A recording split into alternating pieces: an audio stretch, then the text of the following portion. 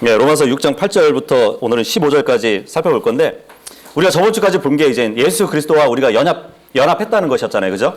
예수 그리스도와 우리가 연합했었는데, 함께 죽고 또 묻히고 부활에 동참한 우리들이라고 말씀드렸습니다. 그래서 그리스도의 몸 안에 들어가면 우리가 영적 침례를 받는 것이고, 바로 예수 그리스도의 몸 안으로 우리가 들어가는 것이라고 말씀드렸어요. 그렇다면은 예수 그리스도의 몸 안에 들어간 우리는 죄 안에 더 이상 거할 수 없다고 말씀을 드렸습니다. 물론 우리의 혼은 죄에 거할 수가 없어요. 아예 거하고 싶어도 거할 수가 없습니다.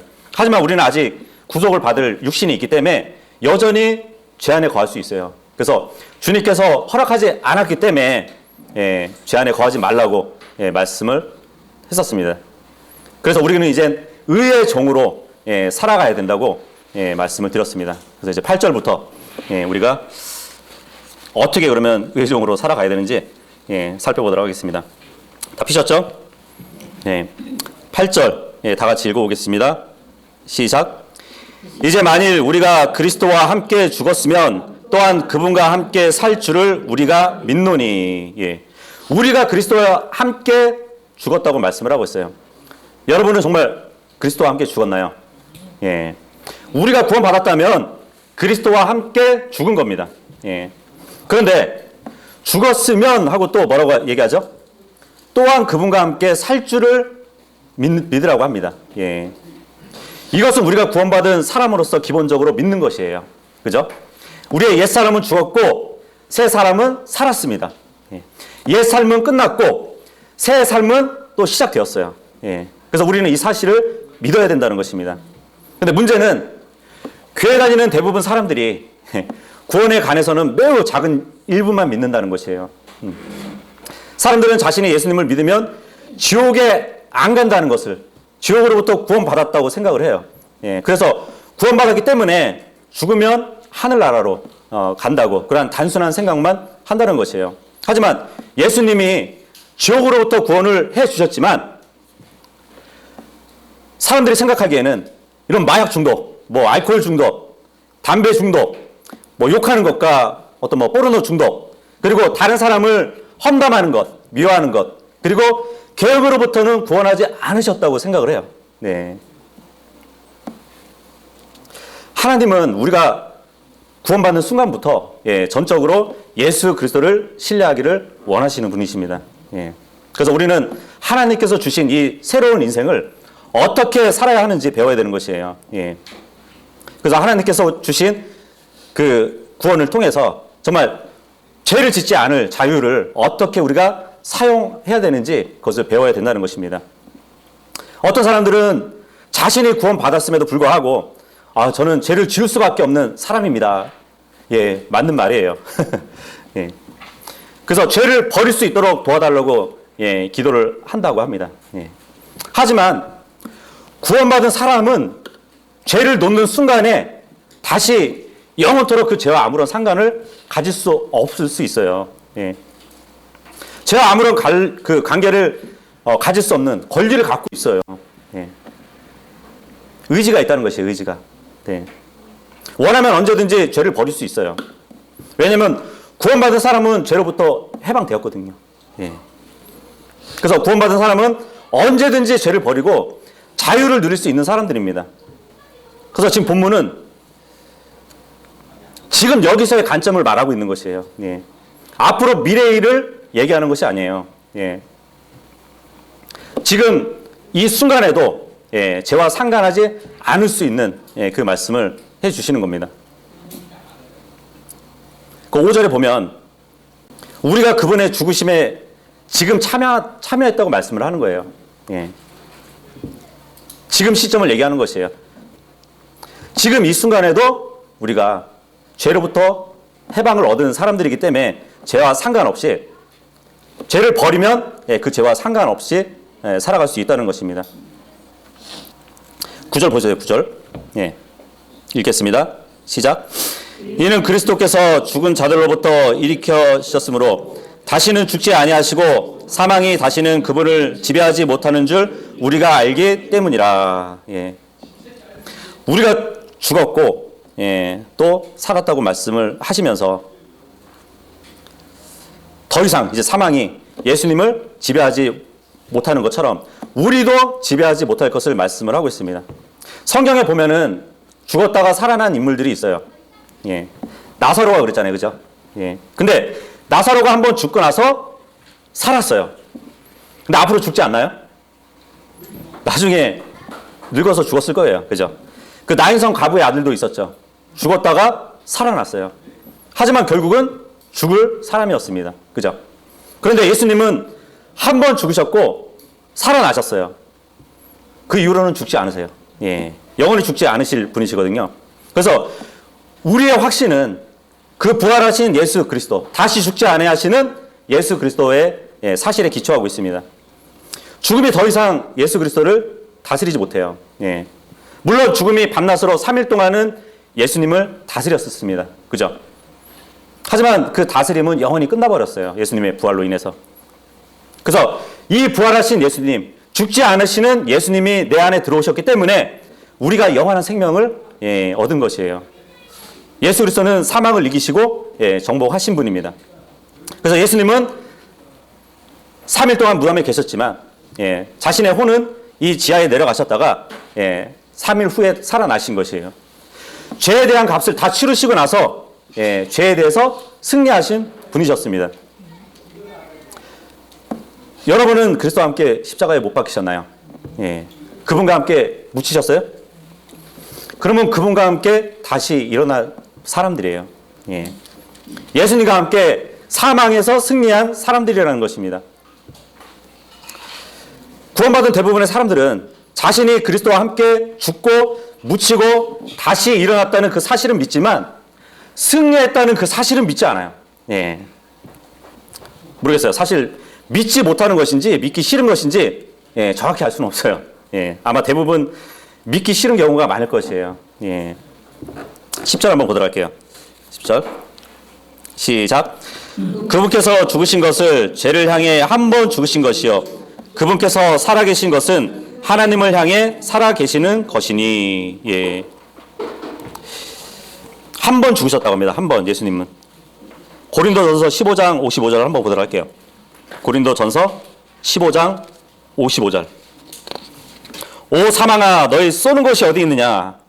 오 무덤아 너희 승리가 어디 있느냐. 사망에 쏘는 것은 죄요 죄의 힘은 율법이니라. 사망이라는 것이 한 번 주님을 죽였지만 그 사망은 더 이상 예수 그리스도를 죽일 수 없었습니다. 우리가 이제 곤충 중에 보면은 벌이 있잖아요. 그죠?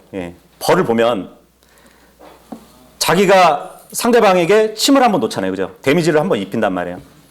그리고 나서 더 이상 그 침을 쓸 수가 없어요. 그죠? 마찬가지로 지금 사망도 그와 같은 것이에요. 한 번 사망으로 예수님을 죽였는데 예수님은 그 사망을 이기고 부활하셨습니다. 그래서 예수님은 죄에 대하여서는 한 번 죽으셨지만 하나님께 대해서는 살아 계시는 분이세요. 그렇다면은 우리가 예수님의 몸 안에 들어갔다면 우리도 죄에 대해서는 죽은 자고 하나님에 대해서는 산 자로 믿어야 되는 것이에요. 근데 주의할 것은 죄들이 아니고 죄예요. 죄를 얘기하는 것입니다. 죄하고 죄들을 우리는 구분할 필요가 있어요. 6장은 죄의 힘에서 구원받은 것을 말하는 것이에요. 죄들의 형벌에서 구원받은 것을 말하지 않습니다. 그래서 6장 10절에 보면 그분께서 죽으신 것은 죄를 향해 한 번 죽으신 것이라고 해요. 죄들에 대해서 죽은 것이 아니에요. 죄에 대해서 죽은 것이라고 말씀을 하고 있습니다. 그러니까 죄라는 것은 죄들을 짓게 만드는 근본 원인이라고 보시면 돼요. 죄들 하면은 우리가 일상에서 짓는 열매들을 얘기하거든요. 죄의 열매들. 이 죄들은 용서를 받아요. 그런데 하나님은 우리의 죄성은 용서하지 않고 십자가에서 정죄를 하신 거예요. 죄에 대해서는 정죄하시고 우리가 살아가면서 짓는 죄들은 용서를 받는 것이에요. 성경에서 이제 죽음 하면 이제 어떻게 보면 분리를 뜻하거든요. 그래서 예수 그리스도께서 죄에 대해서 죽으셨어요. 그래서 우리는 죄의 근원, 아니면 죄성, 아니면 옛사람, 그것과 분리를 시켜놓으신 것이에요. 그래서 예수님이 죄에 대해서 한 번 죽으셨기 때문에 그리스도인은 죄에 대해서 매일 죽을 필요가 없어요. 예. 하지만 우리가 짓는 죄들에 대해서는 우리가 죽어야 되는 것이에요. 예. 그 구분이 되시나요? 그러면 우리가 어떻게 살아야 될까? 그거를 고민해야 되는 것이에요. 앞으로 어떻게 살아야 될 것이 이제 우리의 과제입니다. 예. 하나님에 대해서 살아야겠죠, 그죠? 예. 근데 구원받은 사람들이 하나님의 뜻대로 사는 걸 방해하는 것이 뭘까요? 예. 뭐 물질을 추구하면서 사는 것, 아니면 자신의 만족을 위해서 살아가는 것. 그것은 이제 하나님에 대해서 살아가는 게 아니고 죄에 대하여 살아가는 것이에요. 예. 이런 것들이 문제인 것이에요. 우리에게 있어서. 그래서 이런 것들을 추구하면서 살아놓고는 왜 자신이 인생에 문제가 생기고 신앙생활에 문제가 생겼는지 의아해하는 사람들이 있습니다. 방향은 하나님에게로 향하지 않고 세상에 향하면서 왜 내 인생이 이렇게 꼬이지? 내가 신앙생활을 잘 한다고 생각하는데 이렇게 문제가 생긴다고 의아해하는 사람들이 있다는 것이에요. 교회를 바꾸고 목사를 바꾸고 성경을 바꾸고 옷을 바꾸고 아내를 바꾼다고 해도 정작 바꿔야 될 것은 그러한 외적인 것이 아니에요. 바로 내적에 있는 것이에요. 모든 것을 다 바꾼다 해도 마음을 바꾸지 않으면 아무 소용이 없는 것이에요. 그래서 무엇에 대하여 내가 살고 무엇을 위하여 내가 사는 것인지 그것을 문제 삼고 우리가 자각하고 살아야 되는 것입니다. 11절 보도록 할게요. 읽겠습니다. 시작. 이와 같이 너희도 너희 자신을 죄를 향해서는 참으로 죽어 있지만 하나님을 향해서는 예수 그리스도 우리 주를 통해 살아있는 것으로 여길지어다. 우리 주를 통해서 살아있는 것으로 여기래요. 근데 변개된 성경에는 우리 주를 이것을 삭제해버렸습니다. 예수 그리스도 우리 주를 통해서 산자로 여기라고 말씀을 하고 있어요. 그래서 우리의 진정한 신앙생활은 어디서부터 시작되냐면 마음으로부터 시작이 되는 것이에요. 우리 자신을 죄에 대해서는 죽은 자인데 예수 그리스도를 통해서 하나님에 대해서는 산자로 여기는 그것에서부터 진정한 신앙생활이 시작된다는 것입니다. 우리는 이제 죄의 종이 아니잖아요. 그죠? 죄로부터 완전히 자유된 사람들입니다. 그래서 하나님께서는 그렇게 말씀하셨고 우리도 그것을 믿는 사람들이라는 것입니다. 그래서 우리는 하나님의 말씀을 믿고 지금 이 순간부터 죄로부터 완전히 자유롭다는 것을 믿는 사람들이라는 것이에요. 그래서 우리 자신을 죄에게는 죽은 것으로 여기면서 살아야 되는 것입니다. 무엇을 하지 말고 이것도 하지 말고 저것도 하지 말고 하는 그렇게 설교하는 목사들이 있어요. 하지만 무엇을 하지 말라고 설교하는 것은 절반만 설교하는 것이에요. 무엇인가를 하지 않는 게 전부가 아니에요. 네, 그죠? 무엇인가를 하지 않는 것보다는 중요한 게 무엇인가를 해야 된다는 것이에요. 가지 말아야 할 곳을 가지 않는 것이 아니라 거기서 끝나는 것이 아니라 마땅히 가야 할 곳을 가야 된다는 것도 가르쳐야 된다는 것입니다. 그렇지 않나요? 듣지 말아야 될 것을 듣지 말라고 가르치는 것도 좋지만 들어야 될 것을 들어야 된다는 것도 가르쳐야 된다는 것입니다. 보지 말아야 될 것을 보지 말라고 하는 것에서 그치면 안 돼요. 읽지 말아야 할 것을 읽지 말라고 충고하는 것에서 그치면 안 됩니다. 봐야 할 것을 보고 들어야 할 것을 듣고 읽어야 할 것을 읽어야 되는 것이 우리의 신앙생활이에요. 죄를 그만두는 것에서 멈추면 그건 신앙생활이 아니라는 것입니다. 단지 죄를 그만두기만 하고 아무것도 하지 않고 전진하지 않는 그 신앙생활은 굉장히 부족한 신앙생활이라는 것입니다. 이스라엘 백성이 이집트를 떠났으면 그죠? 약속의 땅으로 들어가야 되잖아요. 술을 적게 마시는 것으로 충분하지 않아요. 성경은 성령이 충만하라고 말씀을 하고 있습니다. 다른 사람을 욕하거나 험담하는 것을 그만두는 것은 그것으로 충분하지 않은 것이에요. 예수 그리스도를 전해야 돼요. 어디를 안 가고 무엇을 안 하고가 중요한 것이 아니라 가야 될 곳을 가고 또 해야 될 것을 해야 되는 것이 바른 신앙생활이라는 것입니다. 근데 이 모든 것이 우리의 마음에서 시작되는 것이에요. 우리의 생각에서 시작되는 것입니다. 그래서 우리는 이 두 가지 사실을 여겨야 되는 것이에요. 어떤 걸 여기냐? 죄에 대해서는 죽은 자로 여기고 하나님께 대해서는 예수 그리스도 우리 주를 통해 산 자로 여기라고 말씀을 하고 있는 것이에요. 여러분은 죽었어요. 지금 살아서 이 모임에 왔지만 여러분들은 지금 좀비로 오신 거예요. 좀비. 죄에 대해서는 완전히 죽은 사람들입니다. 그래서 자신을 죄에 대해서 죽은 자로 여긴다면 하나님께 대해서는 산 자로 여기라고 하는 말씀은 내 자신을 위해 살지 말아야 된다는 것입니다. 나를 위해 살지 말고, 그러니까 죄를 섬기면서 살지 말아야 된다는 것입니다. 하나님의 영광을 위해서 살아야 된다고 말씀을 하고 있는 것이에요. 본문에 보면, 그죠? 이 여기다라는 말, 레컨이잖아요. 이게 계산하다, 그리고 내 계좌에 넣다라는 의미를 갖고 있습니다. 사실이 확인되었을 때 장부에 기입을 한다는 뜻이에요. 그래서 여긴다는 말은 이것을 잘 생각하셔야 되는데, 흔히 사실이 아니면서 사실은 아닌데 그냥 그렇다고 여길게, 그런 의미가 아니라는 것이에요. 우리를 의롭다고 여기신다는 하나님은 의롭지 않지만 그냥 의롭다고 여겨줄게, 그렇게 하신 분이 아니라는 것이에요. 우리는 정말 죽었다고 여겨야 돼요. 그리고 하나님께 대해서는 정말 우리가 산자로 여겨야 되는 것입니다.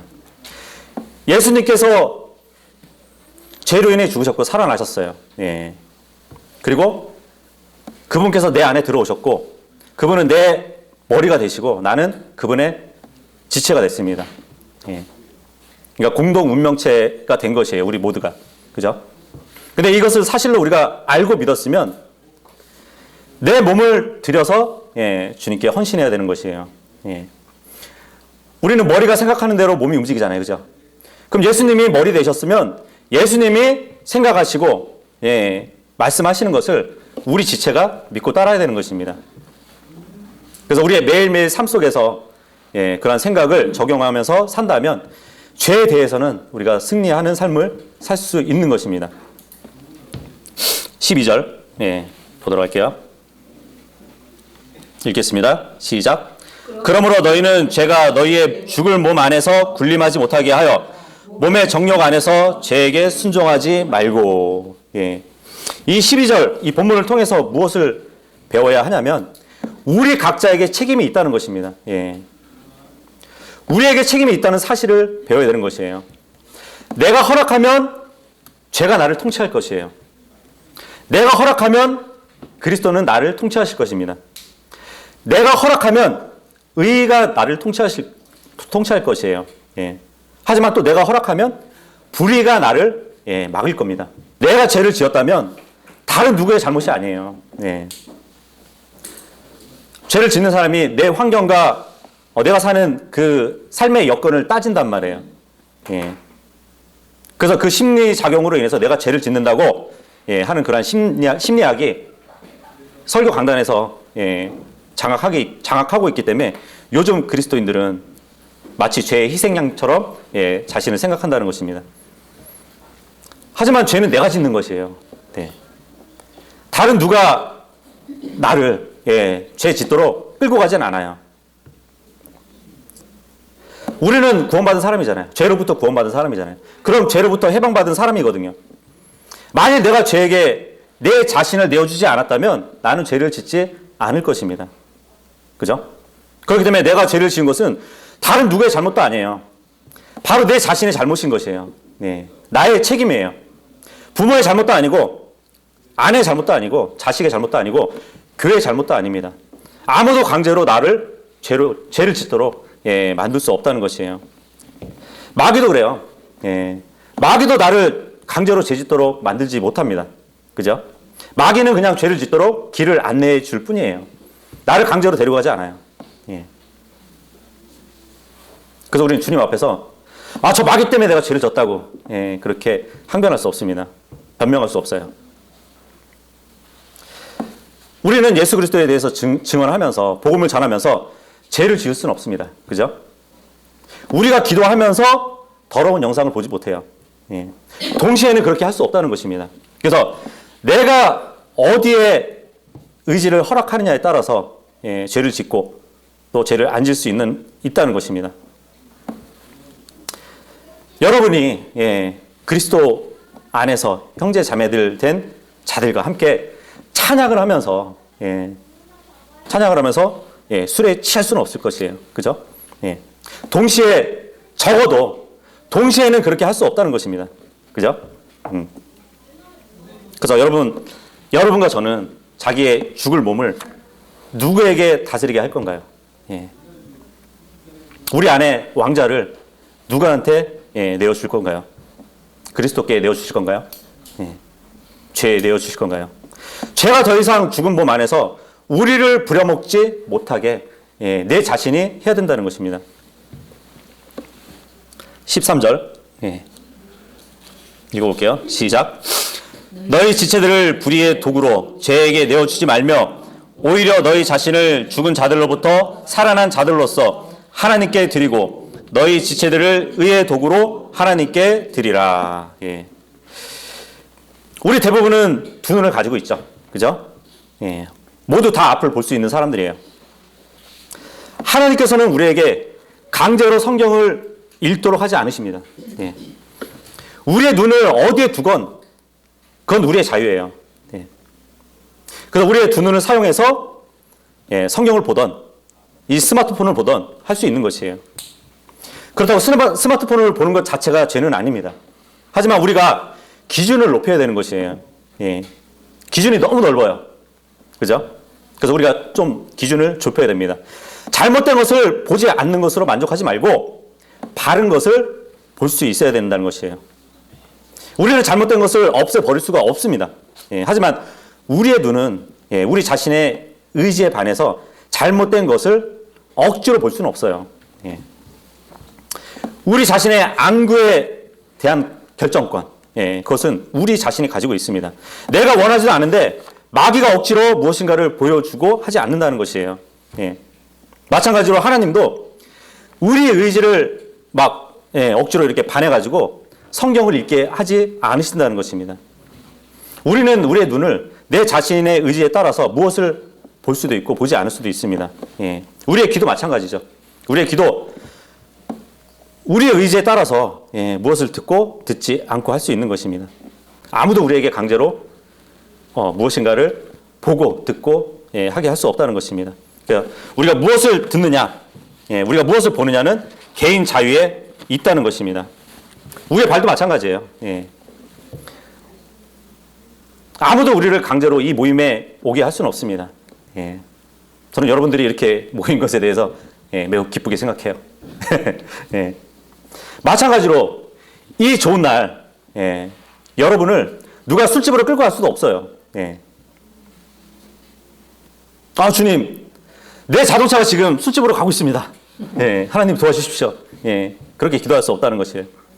술집 주차장에 도착했는데 내 다리가 자동으로 지금 술집으로 가고 있습니다. 주님 도와주십시오. 그렇게 기도할 수는 없다는 것이에요. 우리 발이 술집을 향해 걸어가고 있다면 그것은 전적으로 내가 원하기 때문에 가는 것이에요. 그죠? 하지만 내가 복음을 전하기 위해서 그것으로 간다면 내가 원해서 간다는 것입니다. 누군가가 강제로 우리에게 복음을 전하게 밀지는 않는다는 것입니다. 성령님도 마찬가지예요. 우리를 도와주실 수 있으신 분이지만 억지로 끌고 가지는 않으시는 분입니다. 우리가 자신의 몸을 예수 그리스도께 내어드려야 성령님이 일하시는 것이에요. 그분께 통제에 맡겨야 그분께서 일하시는 겁니다.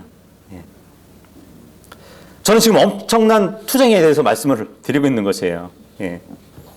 하나님이 이러한 자유를 우리에게 주신 것에 대한 기쁨이 있지 않나요? 그죠?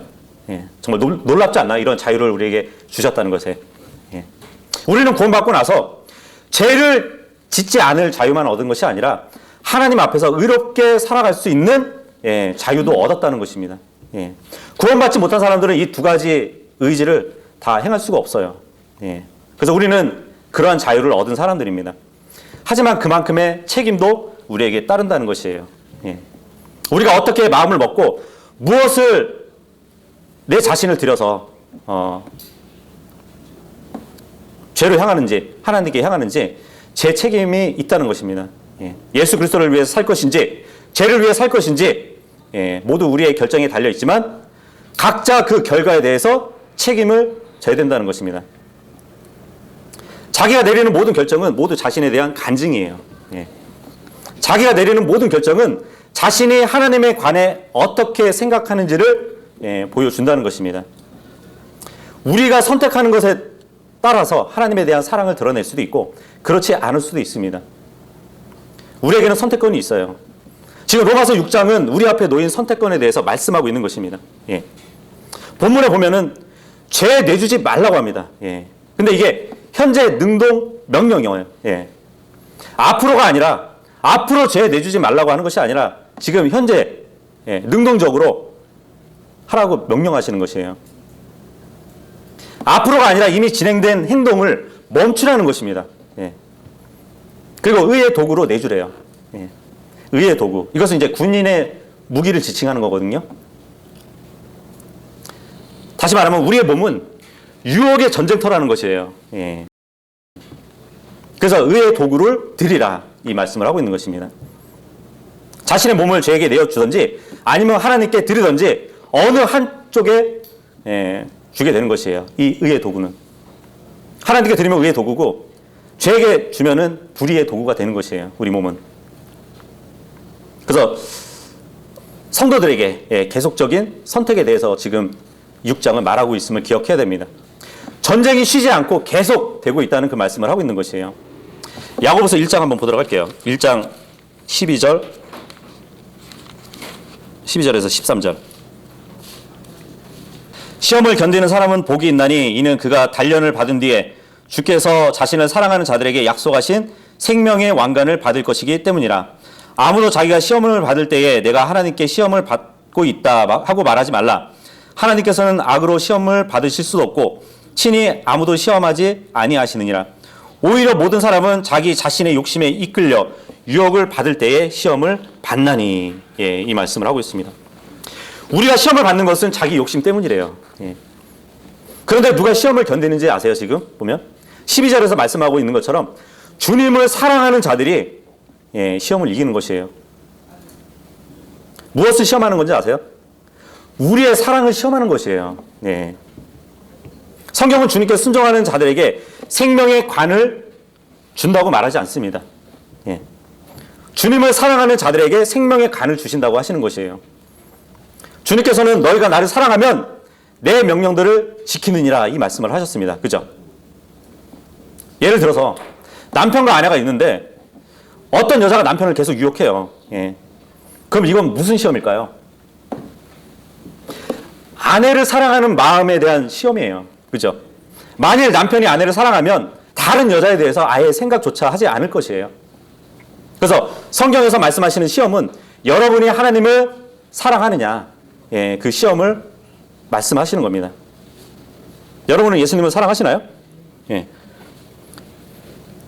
만일 여러분이 예수님을 사랑하면 시험을 쉽게 견딜 수 있을 겁니다. 만일 여러분이 예수님을 사랑한다면 여러분의 죄에 대한 생각조차 하지 않을 것이에요. 그죠? 그래서 성경이 말씀하시는 시험은 마음의 상태가 어떤지를 묻는 것이에요.